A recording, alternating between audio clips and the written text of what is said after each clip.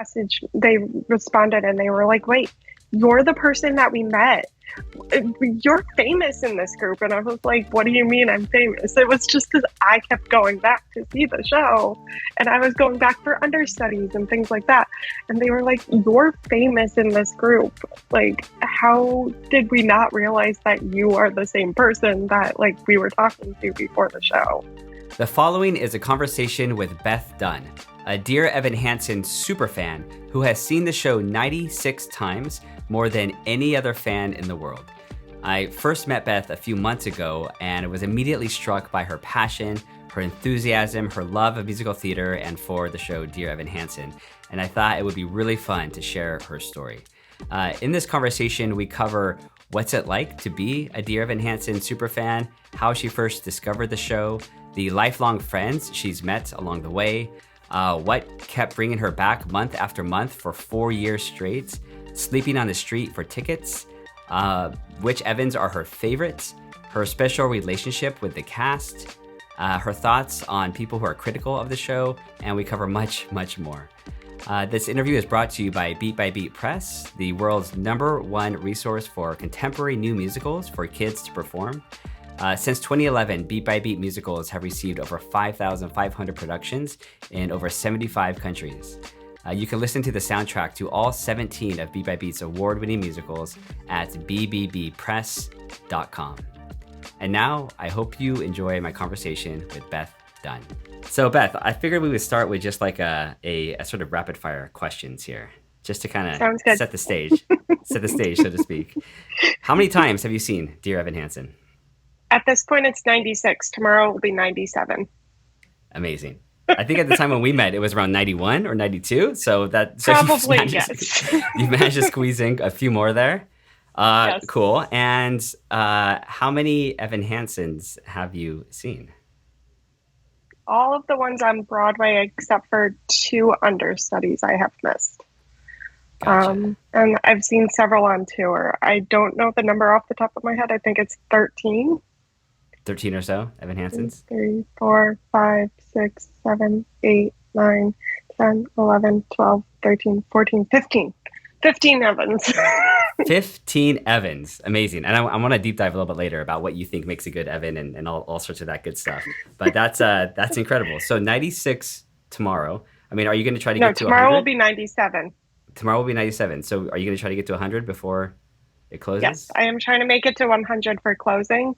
I have a ticket for tomorrow. I'm planning to go to the final Evans last show, which is next Tuesday, or first show, which is next Tuesday. And then I have one more time I have to figure out before closing. Amazing. That's awesome. That's like kind of perfect, right? to get that 100 mark. That's what I'm trying to do. So I figured we just have a chat just about, your experience with Dear Evan Hansen and why you love the show so much and stuff like that. But first, let's back up. Did you do theater as a kid? Like, has theater always been a part of your life? Yes and no. So when I was 9, I was a Munchkin in The Wizard of Oz. Too young to be the mayor of Munchkinland.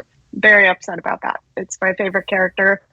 But I was a Munchkin in The Wizard of Oz when I was 9. But I never really was much for being on stage. I just loved that show. And then I didn't really do anything again until I was in high school. And we hosted a student from Brazil for a year. And she was in the spring musical, which was Joseph and the Amazing Technicolor Dreamcoat. And so I actually wanted to be backstage to spend time with her while she was doing the show. And they needed somebody to be stage manager, and nobody volunteered. And I was like, I don't know anything about stage managing, but I know the show at least. And so I ended up becoming stage manager. I saw shows growing up, but that was about all I ever really did. I didn't really go to see anything on Broadway until 2015. So I've only been doing the Broadway thing for about 7 years. But yeah, that's basically it. I've always been a fan, but not as big until 2015 when I started going to see shows on Broadway. And then everything changed. Yes. That's such a cool story, though, that you kind of got hooked in to be stage manager just because you wanted to spend time with your friend who was part of a show. I mean, I feel like that's a pretty cool aspect of theater. Like, it kind of has a way of sort of roping people in sometimes unexpected ways. Yeah, I was not expecting it at all, but it was a great experience. Very stressful, but fun experience. So you mentioned that you knew Joseph before you had been part of that show as a Yes. stage manager. So you were already like a musicals fan in general by that point. Like you had cast albums. You were Some of them, my mom was more into it. She didn't have a lot of cast albums, but we heard some every once in a while. And then she had the videotape version of Joseph, so that's how I knew that show. And we mm, usually went to any local productions she could find because she really liked that show. hmm. But that was about it. What was it like stage managing the show after having not done shows since you were 9? All of a sudden, you were stage managing a high school musical. I mean, what was that experience like? It was a very different experience because it's a very different place than being on stage, which was my first experience. And it was stressful for sure. We only did it for a weekend too, but it was really fun to experience like all of the different aspects that go into making a musical more than just the set and the crew backstage and that kind of thing. I got to work with everybody and I got to learn how to like set the props because we didn't have a prop person. So I had to go down during intermission to set the props, but then I had to be back up in the booth so that I could be ready to manage the next act. And it was just a very crazy experience, very whirlwind kind of experience. Did you continue to participate in other musicals at your high school after that one, or was that pretty much So it? that was my junior year. So my senior year, it just never worked out for me to do the next musical. So unfortunately, that was the only show I ever ended up working with. It Gotcha. just didn't work out with everything else I had because had other clubs I was a part of that I was officers for, and it just never ended up making it into my schedule after that semester. But I tried. What other activities or clubs were you into in high school? My major one was AFS, which is American Field Service, which is actually the foreign exchange program, which is how my exchange sister from Brazil came. So I was a big part of that. I was an officer for that club, and it was a lot of like we planned trips with anyone who was exchange students. We did an international weekend year where we would have all of the exchange students that were in the New England area come to our school and stay with a student for the weekend, and then we would do all kinds of events with them. So I was an officer my senior year, but I was a part of that club all 4 years of high school. How did you initially turned on to that? I know we're supposed to be talking about musicals, but I'm just curious, like how that sounds like a very cool, I'm like unique really not sure organization. exactly. I pretty much my freshman year, I was looking into what clubs I wanted to join. I also was part of the knitting club, learned how to knit through that club. But it was one of those things where like I was just looking for different clubs to join, didn't really think about it. And I had heard something about foreign exchange and I was like, well, I love other countries, other cultures. I'd love to learn more. So I joined the club and I just became extremely involved, even though that wasn't my intention to begin with. It just ended up happening. And I fell in love with learning about different cultures from different people and the different experiences and everything. That's really cool. That's really cool. And Yeah. then in 2015, things changed. You saw your first Broadway show. Is that right? Yes. So And how I did had that come tried to about? convince my mom to see Wicked years prior. That didn't happen. So, but in And 2015, I came to see Hedwig and the Angry Inch. what was that experience like for you? It was an amazing experience coming to the city for the first time, technically by myself. I came with a friend because my mom wouldn't let me go alone, even at the age of 24. She was like, "You're not going to the city by yourself." Now I live here. But she was like, "You have to go alone." I couldn't go alone, but I was kind of by myself because I was with a friend, but I had never had no parents there. And then we got to see the show, and it was a one act, kind of like a concert kind of show, but the story was just so gripping that I could not stop myself from wanting to go back. That when I got home, literally 2 weeks later, I ended up being back to see the show again. I ended up seeing that show 10 times on Broadway, 5 times on tour, because that's what I do. I'm a repeat attender. I did not realize that. I did not realize that ever since the beginning, it was just like, it was something that you felt compelled to do. Yeah. I don't know if it's just when I like something, I want to experience everything I can about it. I mean, the great thing about like Hedwig is it's got a script and it follows the script, but it was somewhat improv as well, in the sense of like Hedwig, the main character, interacts with the audience a lot. And so it just was really, really cool to be there different times because there was always something different that happened.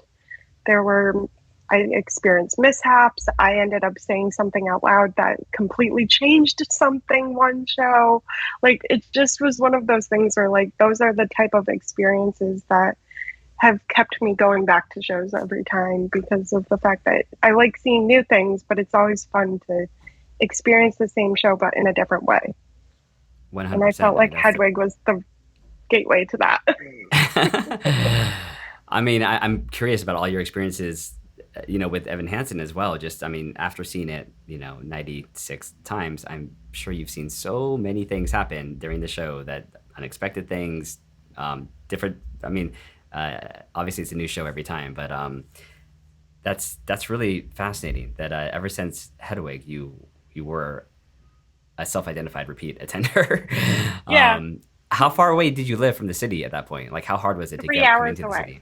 3 hours away. It was a 2 hour train ride and then an hour drive to the train and then 2 hours on the train. Mm, It was a cool. very long commute. And the last train back was at 1:47 a.m. And I sometimes did that. Um, Most of the time I would do a 12:07 a.m. train because I had to be back so that I could be at work at 4 a.m. the next morning. So, And that's not the first time you've done things like that. Like, that's no, a I common. did that many times. That's incredible. So after Hedwig, what was? I mean, did you see other shows as you were sort of like coming back to Hedwig? Were there other shows that you were seeing at the same time on Broadway, or? So when I first started, it was basically just Hedwig. I wanted to see other shows, but I was coming into the city and it was like, I'm making the 3 hour commute. I'm doing it for a certain thing. This is what I'm going to do. So I kept seeing Hedwig. And then when Hedwig closed in September, I came back not to see anything on Broadway, but to see like other smaller things. People that I knew were doing shows like not even off Broadway, just like one day show. And then I ended up finding a friend through Hedwig that actually was giving away a rush ticket for School of Rock, the musical, because they couldn't make it anymore. And so I ended up taking their ticket, and that was the next show I saw on Broadway. And then I only saw that one once, even though I really enjoyed it. But it was one of those things where that was the start of me like going to see other shows as well. That Gotcha. doesn't mean I haven't repeat attended other shows. It just was that was the first one that led me into going to the city to actually see something other than Hedwig and that kind of thing. I gotcha. So from there, you saw others before you eventually saw Evan Hansen. I'm assuming you saw a variety of Well, musicals and. Dear Evan Hansen didn't come out until 2016, and I didn't actually see it till January of 2017. So there were several shows in between Hedwig and Dear Evan Hansen. And what was your first interaction or experience with Evan Hansen, even before you had seen it? Like, I'm sure you had heard of it. Like, so were you? What was your first impression when you had first heard that this new musical was coming? Were you aware of it when it was off Broadway? Had you listened to the recordings? Like, what was your, I guess, your experience or your familiarity with it before you actually ended up seeing it on Broadway? So I'm someone who goes into a show blind. I don't like to listen to a show before I see it because I want to get the full experience. The only one that was opposite of that was Hamilton because it was everywhere. I couldn't really avoid it. But when it came to Dear Evan Hansen, I had a friend who got to see it twice off Broadway. She's actually the friend I'm seeing it with tomorrow. Um, and she fell in love with it. And she absolutely was like, you need to see the show. You will love it to me. And I was like, well, off Broadway, it was a very, very limited run. So it was one of those things where I just never made it to see the show. And then we found out it was going to Broadway. And so she even bought a first preview ticket and she was like, you need to come with me. You need to see the show. The first preview was in November and I work retail, and November is not an easy time to get time off from work when you work retail. So unfortunately, I had to say, I can't go to first preview with you.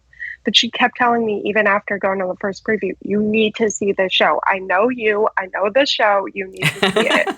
She wouldn't tell me anything about it because, again, I go into shows blind. So she was like, I cannot tell you. There was no music out yet. I think when I finally saw it, Waving Through a Window came out. But like other than that, there was no music out or anything yet. So it was one of those things where like I knew nothing. But she kept telling me, you need to see this show. And so finally, I was coming into the city in January of 2017 for my first Broadway con. And I was coming in the day before Broadway con started, and I was planning to see a show. Didn't know what show it was going to be, just see a show. And because she kept telling me, you need to see this show, I was like, fine, I'll buy myself a ticket and I'll go see it in January.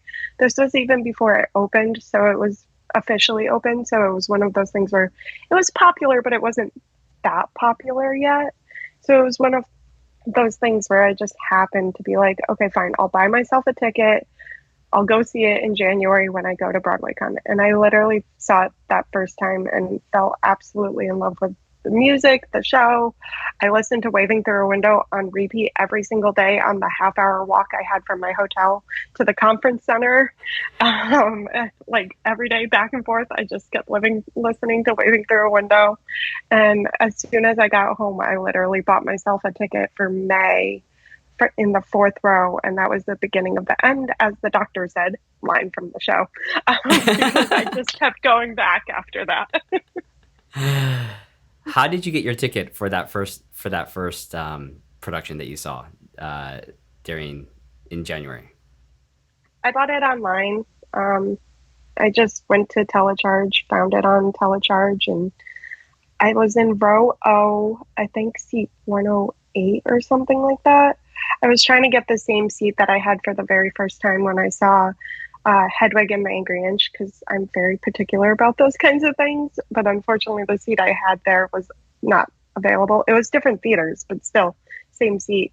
So I ended up being in row O, I think 108 or something like that. And I just found it on Telecharge, bought myself the ticket. I think it was like $129 because, like I said, it was before it opened, so prices hadn't been jacked up yet. They went up to $199 after that, which is still pretty expensive, just to see a show. But you're right, compared to things now, it does seem quaint. In comparison to what prices are now, yeah, it was a pretty decent price.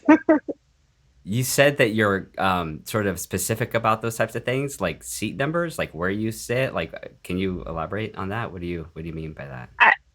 I'm very nostalgic, so I like certain seats. I'm very weird about that. I now like standing room, and I like a certain number in standing room. My favorite is 102. It's center, but not exactly center, so you get to see a little bit more off to the side, but you're still in the center section. That's Dear Evan Hansen specific, that I like that spot. But I'm very specific about those things. I'm specific about the number of times I see shows. My numbers are very weird. No one understands my number system. It's my own system. It makes no sense to anyone else. But those are the kinds of things that I do. Like when I go to see a show, I'm very specific about that. One thing I think that isn't talked about a whole lot, I mean, I think where you sit is so affects your obviously experience of a show, I think more than people sometimes talk about or let on. And I'm sure, have you seen it from all different places, like from balcony, mezzanine? At this point, yes. So I finally saw the Dear Evan Hansen for the first time from the box, just about the 92nd time, so about 4 times ago, I think. That was the last place in the theater that I had not seen the show from yet. So I have seen it from the mezzanine at least once. I know of at least one time. Is the day that SpongeBob the Musical closed, because I ran over to see SpongeBob after. I bought that ticket last minute to see a certain understudy in Dear Evan Hansen. Literally bought that ticket like 30 minutes before the show so that I could see a specific understudy. And it ended up being a mezz seat because that's all they had at the price that I was willing to spend. They didn't have standing room available at the time because it was just sold out standing room and everything. So I ended up getting a mezz seat. And recently, my friend and I, before they reinstituted standing room, because that's now back, before they did, we were getting rush tickets and they gave us box seats once. And so that was just recently. And so that was the last time that I needed a place that I had not seen the show yet. And so I got to see it from the box, and that was the last place. But I've seen it from the front row. I've seen it from the side, on both sides. I've seen it center orchestra. I've seen it from the standing room, on the side standing room, and the center standing room. Pretty much anywhere in the theater, I have probably seen the show. Let's go back to the very first time you saw it, because I feel like this is such an important experience for anyone that becomes a fan of a show. What, like, how would you describe your emotional state as you were watching it for the first time? I mean, it was so long ago, and I've seen it so many times that it's difficult to go back to that very first time. But that was very just an emotional, like, I was gearing up for Broadway Con. I was very hyped up on that. And so I was hyped up to see a show. I kept being told I was going to love the show. But it was just very amazing to see all of the different elements of the show. The fact that all of the characters are flawed in some way kind of affected the emotions in me. And I related to every character on some level. And so it just really like created this moment where I was like, this is the type of show that I could see myself keep going back to. And clearly I have. And obviously at that point you had the cast albums that you could basically give you that, you know, that the feels that you need, you know, like in between seeing the shows, but you're also getting more and more attached to the music, to the songs, to the lyrics, to the characters. So the second time you saw the show was not until 4 months later or so? 5 months later. I saw it in January and then in May. Yeah. Okay, so then what was the second time you saw it? How was that compared to the first time? Was it the same cast, or did you see it with... It was the same cast. There were no understudies. I didn't see an understudy until July of 2017, during my time where I kept going back very, very quickly. I ended up seeing the entire full cast again. And it was a different experience in the sense that I was now sitting a lot closer to the stage. So I got to actually see the raw emotions that were being emoted a little bit more so because I was so close. Like I got to see the actual hurt that Jared Kleinman has that most people don't even think about because he's the character who acts like he's so much better than Evan, but he really has his own insecurities. And that's how I became a fan of Jared, even though he has his own flaws and he's frustrating sometimes. It was interesting to see that, like, being so close to the stage this time, I was able to actually see those differences that I didn't get to experience quite as much the first time because I was a little further back in the orchestra. And even though you get the same experiences in the sense of you see the overall story from any vantage point and it's a small theater, you get that. I really liked being close to the stage to get those little nuances that I hadn't gotten the first time.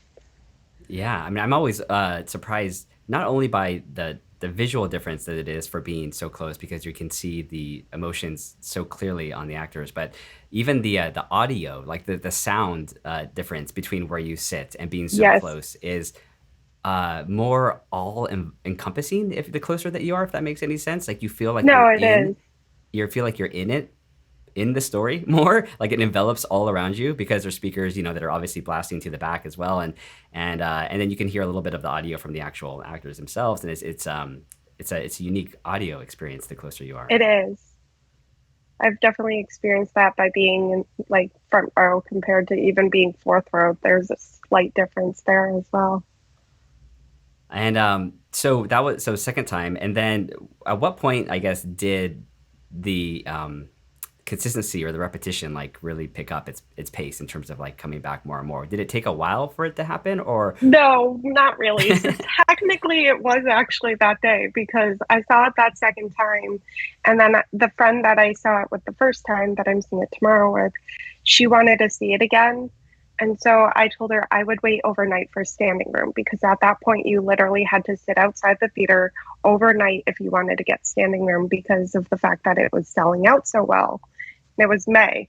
So it was right before Tony season. Like it was literally at that point where like it was getting very busy. And so I was said, well, I'm seeing that show that night. I'll just wait overnight for tickets for us and I'll get us standing room in the morning. So I ended up waiting and I ended up seeing it the very next day as well from standing room for the first time. And then I took during that time, I had 2 weeks off from work and I just to relax, but I didn't stay the entire time in the city. But while I was there off, I had two other friends who wanted to see Dear Evan Hansen. And obviously standing room was the best way to do it. So I literally did 2 more trips of waiting overnight to get tickets for them. And that was the end of May, beginning of June, end of May, early June. Another Dear Evan Hansen reference. That ended up happening to me. And so I ended up doing that. And then in July, there was an understudy that went on for Ben Platt as Evan. And it was the first time an understudy was actually going on for Ben. So I wanted to see the understudy. So I went to go and see Colton, who was the understudy at the time. There were two understudies, but he was the one who was going on. So I went and saw Colton in July. And then in August, Michael Lee Brown, the other Evan understudy, was going on. And so I went back to go see him in August. And then in September, I was walking by the theater, had a ticket for another show, and saw that Colton was making his Connor debut while Michael was on as Evan. So I went to see the show, literally bought my ticket 40 minutes before the show. They were like, we have one ticket, $199. I'm like, take my card. I don't care. I'll buy it. And I ended up seeing it. And then in September, I ended up seeing that. And then October, I ended up seeing someone else. November was Ben's last show. And then it just kind of snowballed into, at this point, I was going once a month at least. And so that became my consistency until the pandemic stopped that. Let's back up to the overnight trips to see it early on. I mean, a lot of people have never experienced that. I never have experienced that. I mean, what's that like to be waiting overnight on the streets for tickets for a show? I mean, it's May, June, so the weather at least is fairly nice at that time. Sometimes it can be a little hot. True. You complain about the heat until it's cold out, then you complain about the cold. Because I've done both. I've done it in the winter and also the summer. Is there like an ideal way to do this though? If you're waiting overnight, like what do you bring with you? Like what did you learn to have if you're going to do something like that? Like how do you stay comfortable? I basically just had a blanket with me to put down on the ground because you don't really want to sit right on New York streets. So I brought a blanket with me, and that was pretty much the basics. Have a soda. That was when I would usually use the restroom at the Marriott right before I sat down, right before they closed, because they would close the restrooms at 11. So you would make sure that you use the restroom before they closed, so that way you would be good until they opened again at 6 a.m. Yes, you knew what the hours were if you waited overnight because you started to learn these things. And you just started to make friends with all of the people that ended up showing up, because not everybody would show up at the same time I would of being there super early, but at the same time you'd get people who would show up like in the middle of the night, and you just start to make friends with all of the people that are in line. That's how I met a lot of my friends, is just by meeting them while us waiting for the rush tickets / standing room tickets for Dear Evan Hansen. I would imagine the community that's formed in those situations is pretty special and awesome, because you're all going through something kind of, crazy together, but like for all the same reasons, right? Like a love of the show. Are there, like, what is the community like? Are there ways that the community connects of these you said they're Fansons, that's the term? Yes, for that's the official name. So we have a Facebook group. I haven't been super active in the Facebook group recently, mostly because at this point it's a lot of newer fans, and I'm friends with a lot of the older fans because of the fact that we all have been through the ups and downs of the show since the beginning, pretty much. But it's one of those things where there is a Facebook group, and then you just kind of get to know people through the show and start to connect with each other. Some of us we met on Twitter, technically through the Facebook group and Twitter, and in person. Two of my friends, they're from California, they're twins, Martha and Julie. They've seen the show about 80 or something times as well. Like, they've seen it a lot too. They were the highest number before I came along. But then I live in New York, so it's easier for me to see it. But they were huge fans to the point where Martha actually used to keep count of how many times different actors in the show were in the show. Like, if any understudies went on, she would know this. She wanted people to let her know. And she kept count for everybody to the point where even the actors were asking her, how many times have I done the show? That kind of thing. So I ended up meeting them actually at Fan Day, because they did a Fan Day in December of 2017. And that was a whole experience being able to go. I wasn't planning on going, ended up getting to go. Very big experience for me, but we were actually in front of them, my friend and I, in front of them in line. And I ended up having a whole conversation with them. And then after the show, I went on my way home, the 3-hour commute. I made an entire long post on the Facebook group, and they responded, and they were like, wait, you're the person that we met. You're famous in this group. And I was like, what do you mean I'm famous? It was just because I kept going back to see the show, and I was going back for understudies and things like that. And they were like, you're famous in this group. Like, how did we not realize that you are the same person that like we were talking to before the show? And so it's just kind of, those are the ways you connected with those people. And now we have each other's numbers. We text each other all the time. That's so incredible. Yeah. Are you? You mentioned it one thing. Are you the person that's seen it the most times? Like, in terms Yes. of people that you are. Yes. That's an incredible accomplishment. I mean, that's an incredible thing to have. Wow. How does that feel? I have friends who have seen it a lot too, but I am the one who has the highest number, unfortunately, or fortunately, however you want to see it. In all the world. I mean that's incredible. I mean, you've experienced the show the most from the audience's perspective of almost anybody. That's really incredible. Let's go back to Fan Day in 2017. What was that like? What happens at Fan Day? So Fan Day was an event that they did through Atlantic Records, or whatever, the company that owns their cast album. They did a Fan Day, so it was a lottery system where you entered the lottery, and it was a free lottery. So it was going to be free tickets for everyone in the audience. It was a big show. It was specifically for those people who are big fans of the show to go see it. And I got 2 tickets for the lottery. I did not win. I was upset, but I also understood, like, it's a lottery. You don't always win. My friend that introduced me to the show, she won, though. But she was planning to take a family friend of hers that had not seen the show yet.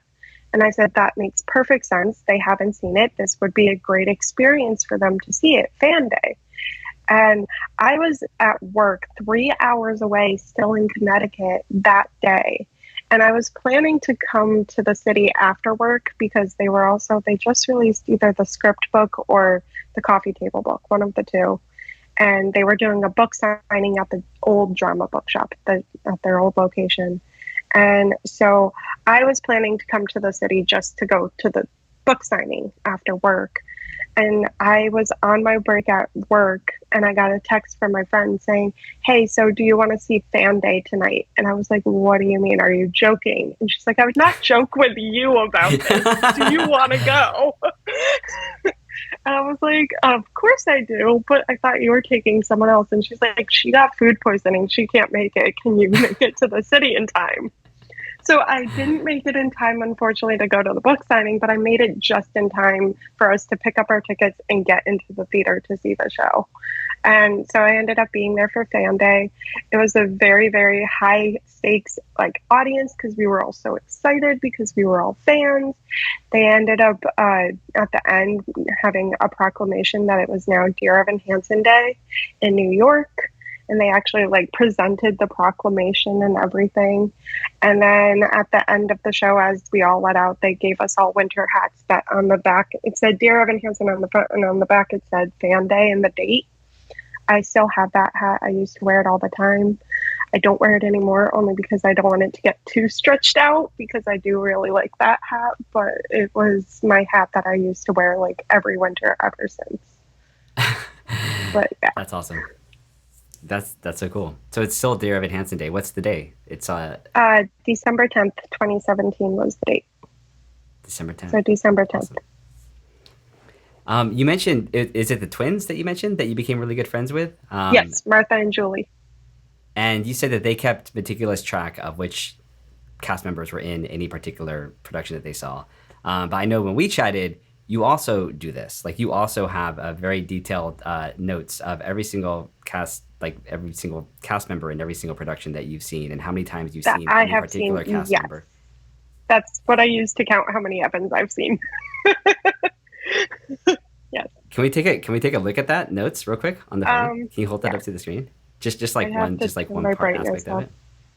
But, so this is your tally of all my the tally Evans, of who I've seen, how many times I've seen them in the different role. If they're italicized, it means that they have already left the production or they are on tour, and I'm not going to make it back to see them while they're still on tour. Gotcha. Do cast members recognize you now? Like, do they know you after shows if you see them? I mean, I know that obviously COVID changed a lot, but what's that interaction like? So a lot of the cast members also know me because I don't think I have one here, but I actually designed a Connor Project button. So part of the show is the fact that they have the Connor Project, and then Jared has his Connor Project button, which is not really a Connor Project button. It's just a button that has Connor's face on it. He jokes about having to try and fit the font of the Connor Project on it. So I took like what the Disney World and Disneyland buttons look like, with like the photo on top and then words underneath it. I took that design and I created my own Connor Project button. So I give everyone in the cast and crew, every time I've seen someone, they all get a Connor Project button. And so it's one of those things where I started to get to know a lot of cast members because I would give them the Connor Project button once I would see them in the show. And to the point where some people started getting really excited because they found out about these Connor Project buttons and they could not wait that they were getting them.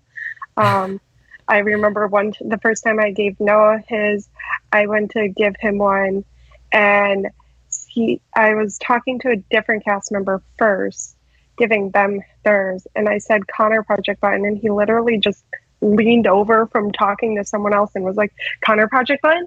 Will Roland has one. Am I getting one? I was like, you can wait your turn. Like, you're talking to someone else. Go do that.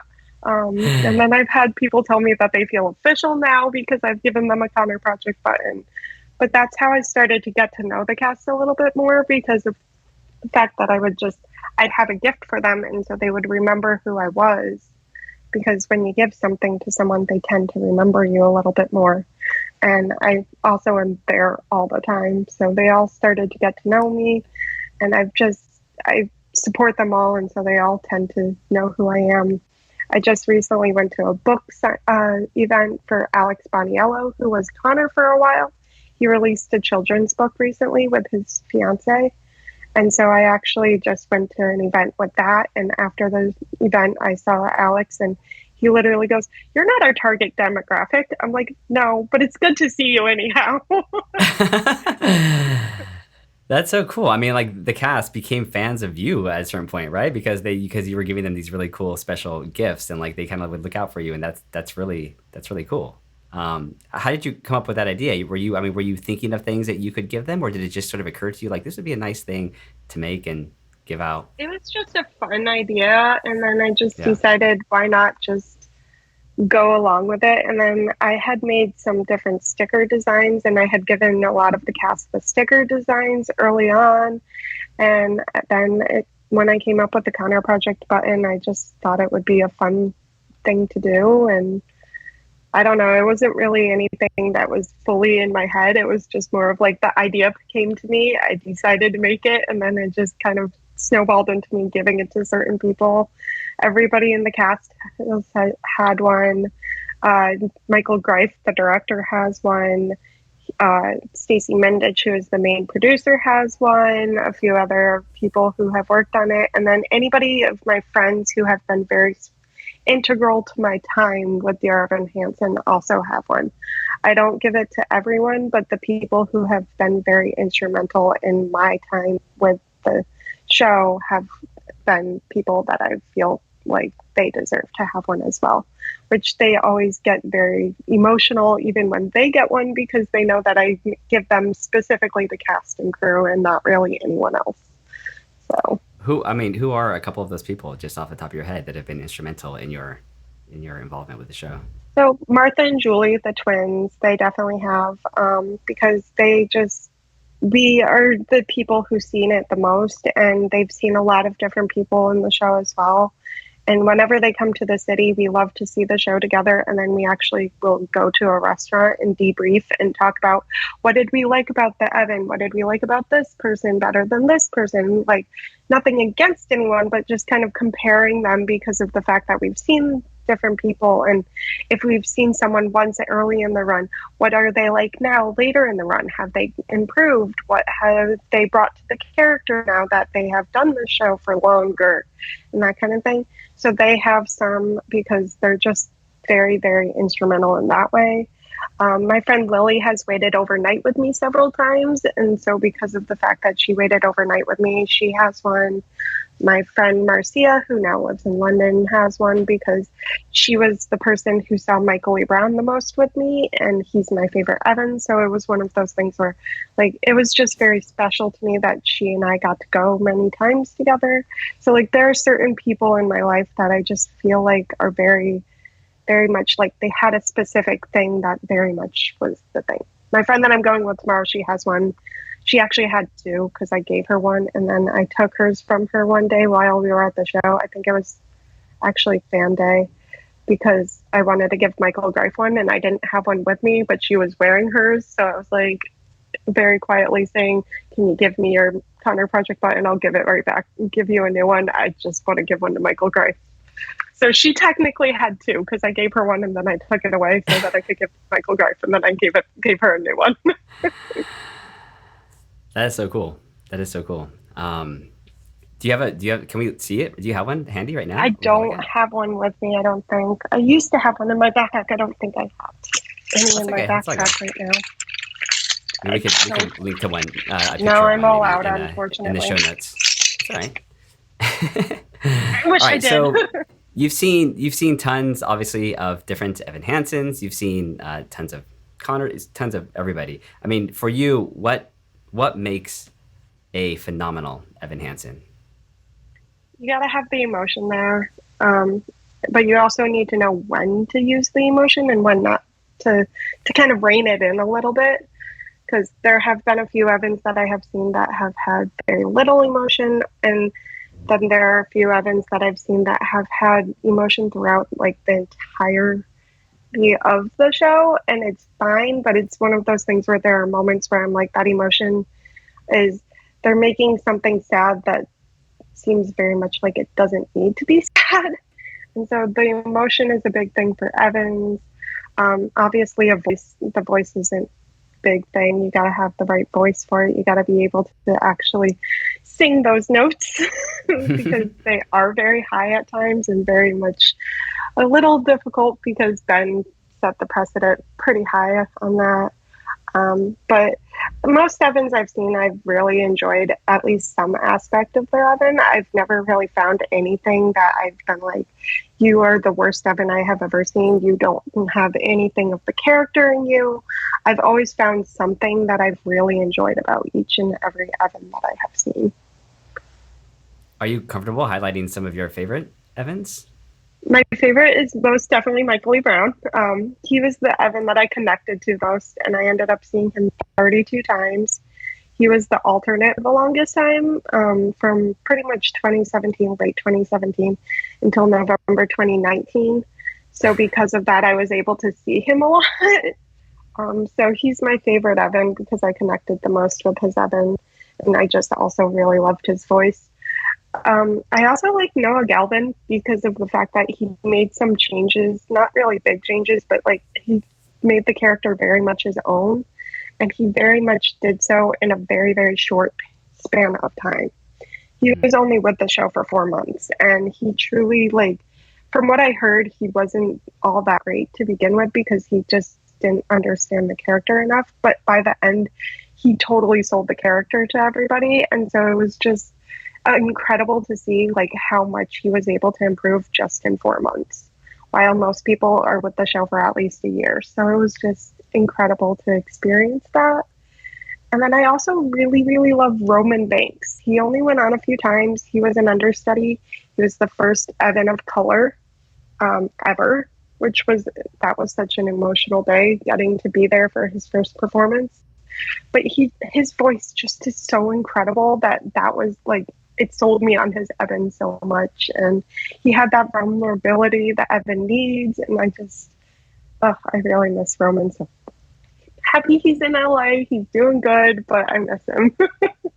I mean, it's so phenomenal because only you sort of get these experiences. I mean, these aren't all recorded. Not everybody can watch videos of all these people performing. I'm sure if you dig deep enough, you could find something. But I mean, you got to experience a lot of these actors kind of solely for yourself in those experiences. That's really cool.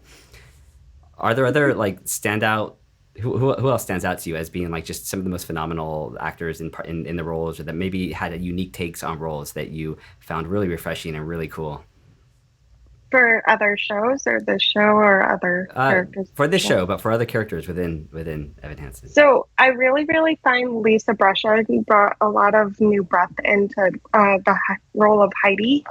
I loved Rachel Bay Jones, but I thought that Lisa just brought so much more of like the fact that you could see how hard she was trying for Evan, but she really just couldn't make it because she felt like she had to do everything she could to make everything easy for him. But unfortunately, he just didn't see it that way. So that was very, very amazing. I love Lisa. And then one of my favorites right now is actually Ann Sanders as Cynthia. She was with the show for a very brief period of time back in 2019, I think. And she was in Frozen and she left Frozen so that she could do the show for a little bit. And then she went back to Frozen and she came back recently and she's now in the show again.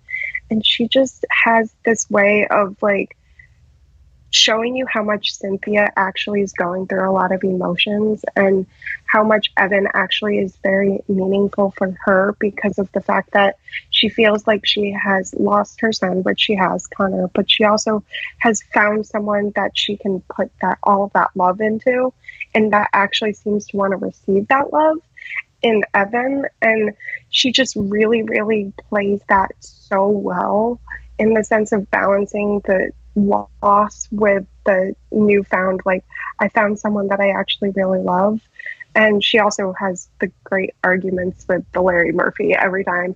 And I really enjoy their dynamic and it's so fun to watch, even though I know it's an argument, it's fun to watch that kind of thing. So she's also one of my favorites that has stepped into the role.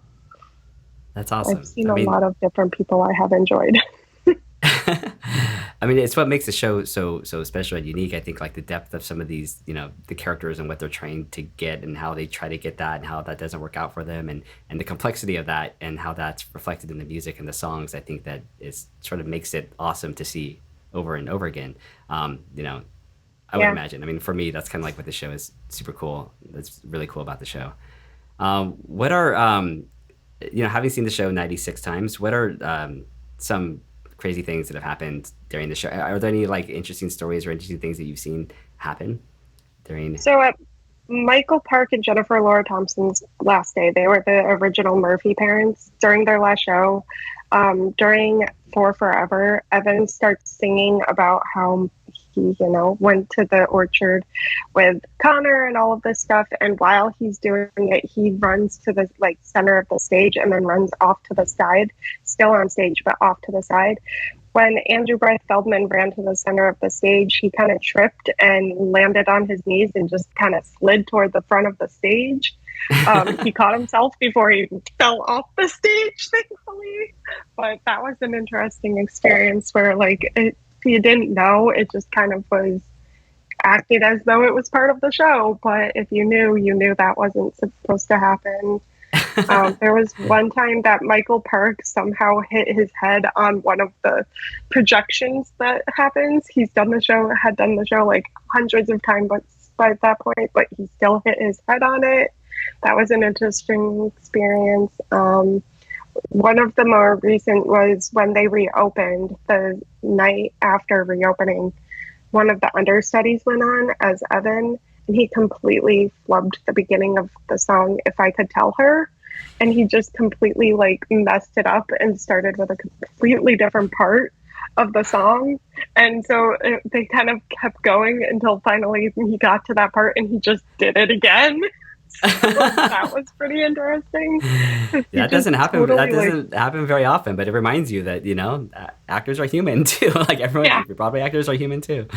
I mean, awesome. It was his first time going on right after the pandemic. No one was expecting him to have to go on so quickly. And so it was just, I don't think he got as much rehearsal as he needed because of the fact that nobody expected him to need to go on so quickly after. And all of a sudden he was on stage, and during If I Could Tell You, he just completely messed up the beginning of the song. I don't think everyone noticed, but I definitely noticed that. What have you experienced as, you first saw it in 2017, now it's 2022, the change of the audiences that have come to see Evan Hansen? Have you noticed a change at all? Or how, what's your impression or view of the audience's reactions to the show? Because I'm sure you get to witness a lot of people seeing it for the first time, especially if you're in standing room. You can kind of oversee the whole orchestra. My favorite reason why I see it from a standing room. So you get really to see when they are you looking around to see when they're wiping the tears, or when they're when the laughs happen, or are you looking forward to the moments where you get to see other people experience what you've experienced so many times, but they get to do it for the first time? Is that part of the thrill? That is something that I really, really enjoy. I like being able to hear the sniffles during So Big, So Small. I usually am crying during that song as well. But I love being able to see the audiences. I have sat next to people before standing room was back, and I love getting to sit next to someone who is experiencing it for the first time and realizing just how that big that song has meant to someone. I love seeing how some people find that You Will Be Found is very much about a community getting together. And so they've really connected with that. There's always some laughs that I'm kind of sometimes surprised by, and some that it's coming. And so you just can't wait for it to happen. In Sincerely Me, there are some laughs that you just know it's coming and you're just waiting for it to happen. And it's just really fun to experience those kinds of things. It is fun one of my favorite reactions is no longer a part of the show, because they actually changed the line. That was the school shooter chic, which I understand why they did it. They changed it to troubled teen chic, and it's fine. I get it. I'm perfectly fine with it. But I like the fact that always elicited a reaction originally, where you'd hear them say school shooter chic, and people would literally some people would nervously laugh, and some people would just go gasp, and some people would go, I can't believe you did that. It was just really interesting to see the audience reaction to that line. And it doesn't get a reaction so much anymore because it's just troubled teen chic.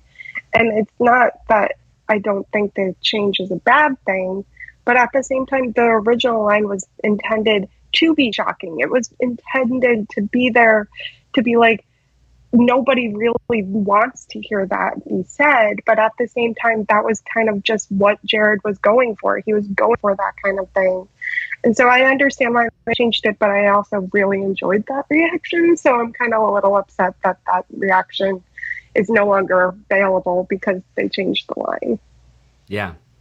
What But are I other moments? understand the reason why.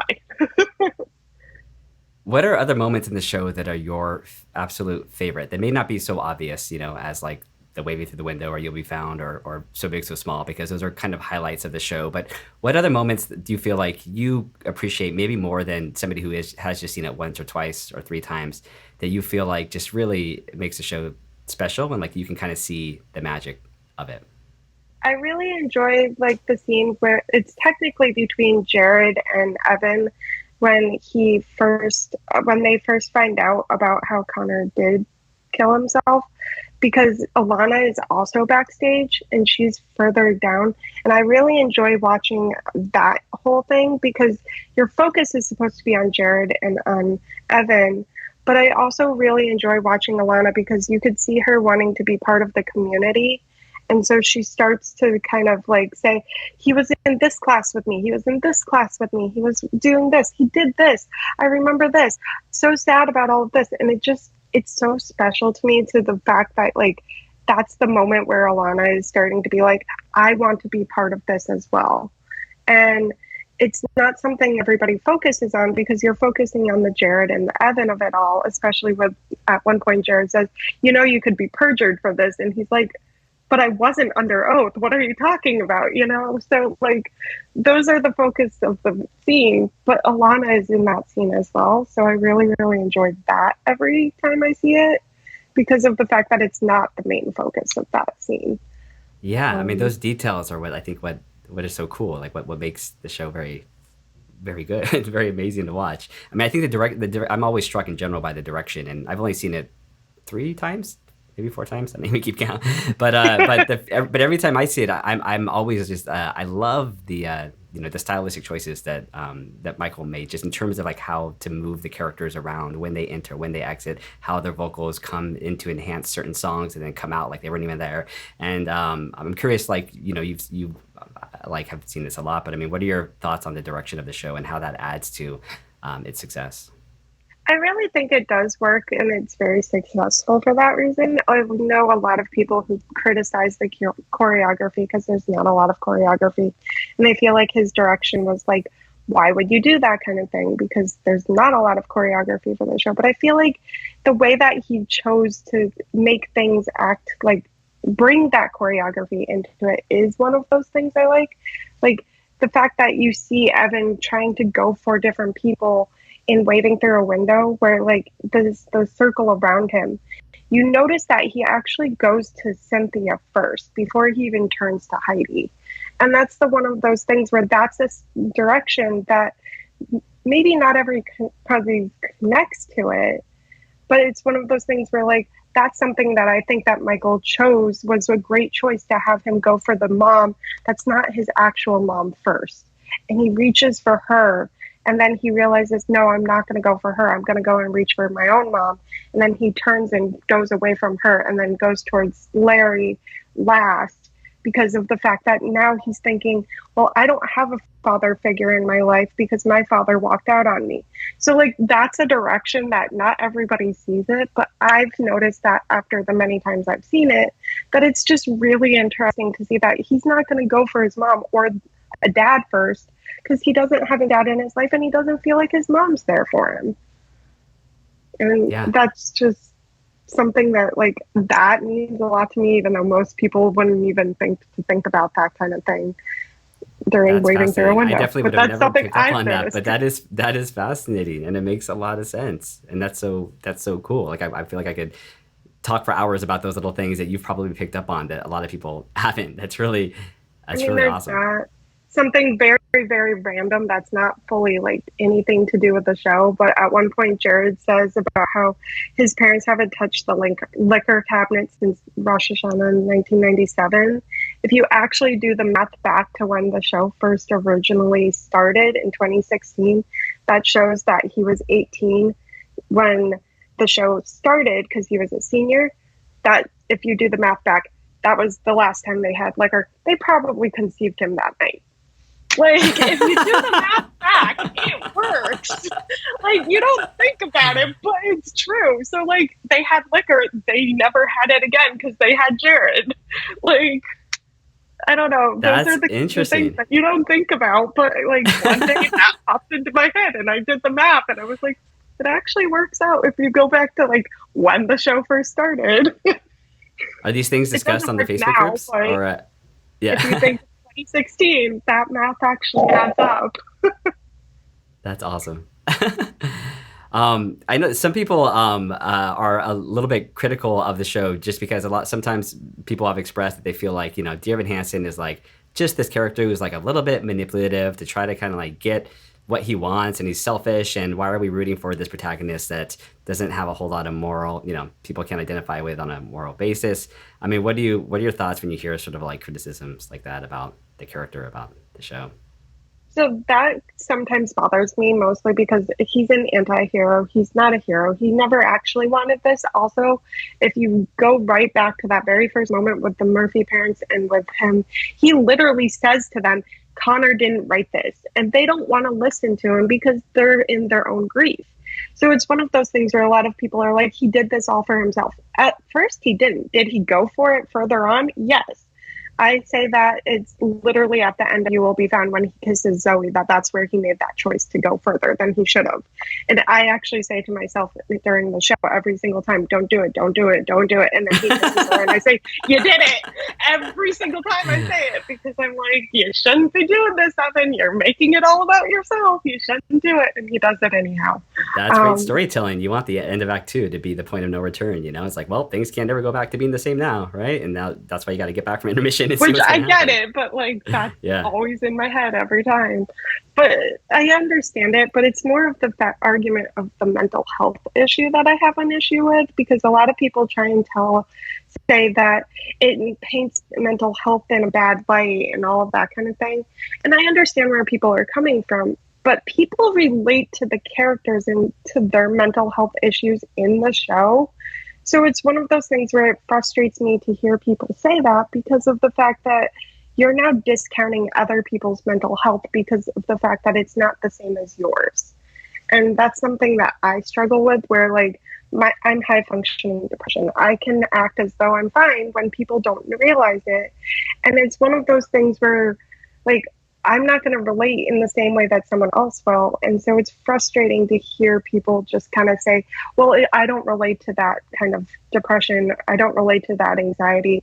That's not a good light for mental health. And I'm kind of like, but it's just because you don't relate to that specific version of mental health that you feel like it doesn't count. And that's where my issue with the criticisms of the show are, more so than the character issues, because all of the characters in the show are flawed. Evan especially is flawed. And I will be one of those people I will tell you the truth that I agree. Evan is manipulative. He makes mistakes. He does the wrong thing. Should he get more punished? Yes.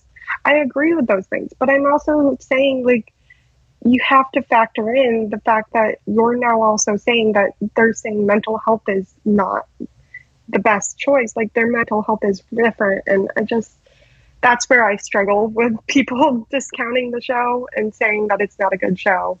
Not so much the characters than the whole mental health argument that people bring up. I think that's completely fair. No, I appreciate you like sharing your thoughts on that because I think it's very interesting. And I mean, along that lines, I mean, when COVID obviously happened over the past couple of years, 2.5 years, which completely stopped. Obviously, for somebody who has been a fan of the show and has been able to see it every month, you said, for the past 3, 4, 5 years, and then all of a sudden everything stops and you can't sort of like see it anymore. How was that for you? I mean, to sort of like lose sort of like this thing that you love so much for the time being. At first, it was very, very difficult. Then it got easier. Then it got harder again.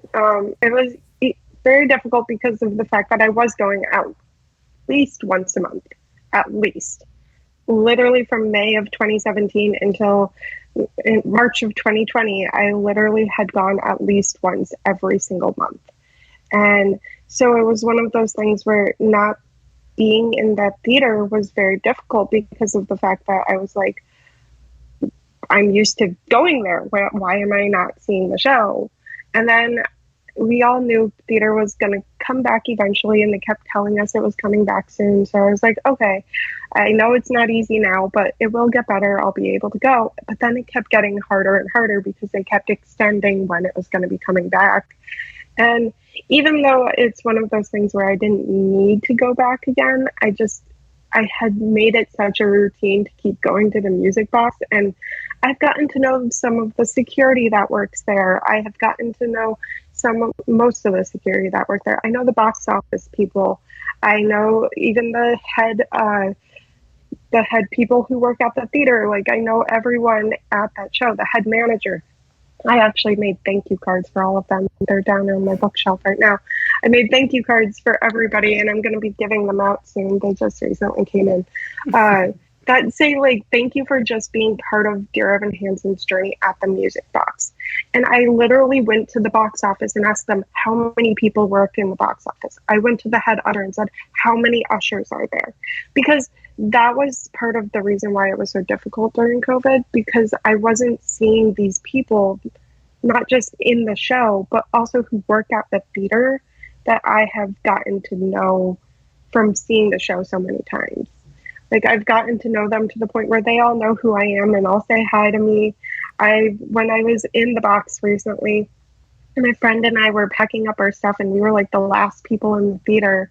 An usher literally came over to us and started to politely say how we had to leave. And they just came over to start to say something, saw me, and just go, oh, hey, Beth, and then walked away. They didn't even finish saying, like, you guys got to get out of here, like any of that. They literally saw me, just said hi, and then walked away, because they knew that, like, this is my home away from home. And so that was the hardest part, more than missing the show, because even though I missed the show and being there, I missed being in that theater with the people that I have gotten to know that work at that theater. And that was how it got harder for me, more than missing the show itself at that point. Hearing you describe that and talk about all the people and all the connections, I mean, it reminds me of why I so wanted to chat with you again in depth. I'm so glad that you are willing to share all this, because I mean, theater is so much about these connections, this passion, and like the way that you approach theater and the show. I mean, you're not just a fan, but it's like, it's bigger than that. It's more than that. And I've just, like, I love that you're able to share all this with me. So thanks for chatting about it all. Anytime. What do you, so obviously Dear Evan Hansen is coming to a close. Like, are you prepared for that? How are you feeling about that? Is it a couple weeks from now, the 18th? Yeah, it's on the 18th, so about 3 more weeks. I'm not fully prepared, mostly because I still have 4, including closing, that I have to go 4 more times. So I'm not quite there yet. I am excited, but also nervous for closing, mostly because it has become, in some ways, a comfort show where, like, I feel comfortable in that theater to the point where I can leave my bag and go down to the bathroom and not be concerned that anybody's going to touch it. Like, at standing room, I can leave my bag and go because I know that the ushers have my back. I know that people there. And so I think that's going to be the hardest part, because the tour is still continuing and that kind of thing. But I have even told my friends, like, after it closes, I don't think I'm going to be going back to the show. And it's not because of the show itself. Like, I still love the show. I still love everything about it. But it's just one of those things where the music box has become such a big part of it for me that I don't know if I could separate it as much. I have seen the tour 3 times, but it's just separating those things are going to be harder than I'd like. So I think that's going to be the hard part, where it's a comfort for me to go there to see the show, and I'm not going to be able to do that. So literally it'll come to September 18th. I'll see the show 1 more time. And then after that, I'll be like, in October, be like, hey, I should go see Dear Evan Hansen for my birthday. And then I'll be like, wait, I can't go see it. Like, that's kind of the thing that, like, that's where it'll finally start to fully hit me, that I can't just pick up and go to the theater and get myself a standing room ticket and see the show. So I'm somewhat prepared, but I don't think I'm going to be fully prepared until it actually does close and it fully, like, hits me that I can't just go back to go and see it whenever I feel like it. And that happened with another show that I really loved, Puffs. It was off Broadway. And I saw that show 16 times, another number that's my favorite. But it was one of those things where that was just how it worked out. But I was there for that closing. And literally, that was my go to. Like, if I need a pick me up show, I would go to see Puffs. And the moment it closed in 2018, that was where I started to realize, like, shows aren't always going to be there for me. Like, they are, but they aren't, in the sense, like, the show is always going to be there for me in the sense that I can listen to the cast album, that kind of thing. But I'm not going to be able to just pick up and go see the show whenever I want. And that's where it's going to fully hurt once I realize that. And it has fully come to terms that I can't just pick up and go see the show because I feel like going to get a standing room today. Let's just go get a ticket. I can't do it. Like, Yeah, that's going to be the hardest part. I can't imagine. I'm sure it's going to be quite an experience, but at least it'll be a full experience, you know. And it seems like you have fully embraced and lived and connected in this experience that you've had with the show, more than anybody, at least from the audience fan perspective. It's really cool. What are you most optimistic or like hopeful about, like just in regards to the future of Broadway or musicals? Like, is there anything that you kind of like? I'm hoping that there's some changes in the sense that there's more diversity. I'm hoping there will be, sorry, roommate's dog is being loud.